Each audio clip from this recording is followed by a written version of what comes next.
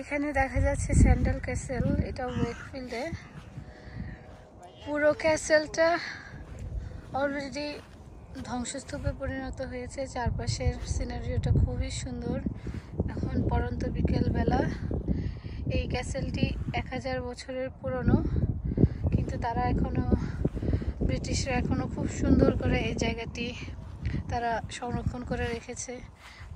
অসংখ্য টুরিস্টরা এখানে আসে এই জায়গাটি দেখার জন্য। এখানে আমরা এই সাইডটিতে দেখতে পাচ্ছি যে 2টি ভাঙ্গা ধ্বংসপ্রাপ্ত বিল্ডিংয়ের অংশ, কিন্তু খুব সুন্দরভাবে এখনও সেই ধ্বংসপ্রাপ্ত অংশ দুটি সংরক্ষণ করে রাখা হয়েছে। এর ইটগুলো, ক্যাসেলের ইটগুলো।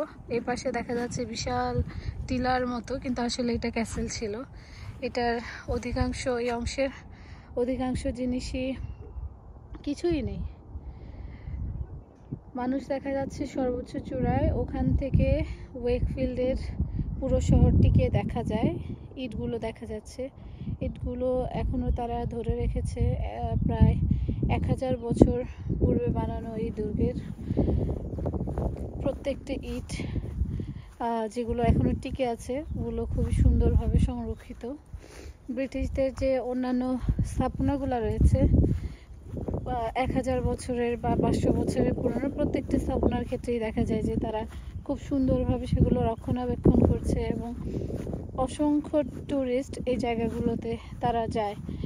এবং আরেকটা বিষয় হচ্ছে যে এই স্থাপনাগুলোর সাথে টুরিস্টদের জন্য ঘোরার এবং খাবার সকল ধরনের ব্যবস্থা থাকে, রেস্ট নেয়ার, এবং এগুলো এক ধরনের রিক্রিয়েশন সাইট হিসাবে তারা ইউজ করে। এখানে তারা তাদের কুকুর নিয়ে আসে। ওইখানে দেখা যাচ্ছে যে এই যে একটি ছোট ডগি দেখা যাচ্ছে, এবং তাদের কাছে কুকুর সব থেকে আপন। Hello, hi, how are you? So sweet. আমরা একটা কুকুর দেখতে পেলাম। কুকুরটি আমাকে দেখে আমার দিকে দৌড়ে আসলো, এবং আমি তাকে জিজ্ঞেস করলাম সে কেমন আছে। সে দেখলাম যে খুব সুন্দরভাবে রিপ্লাই দিয়েছে। ওই যে দেখা যাচ্ছে আমার স্বামী, সে জায়গাটি খুব উপভোগ করছে এবং মনের আনন্দে নিশ্চিন্তে সে হেঁটে যাচ্ছে পুরো ব্রিজটি জুড়ে। এই ব্রিজটি পার হয়েই এই ক্যাসেলটি। তো তাকে দেখে মনে হচ্ছে সে খুব ফুরফুরা মেজাজে আছে।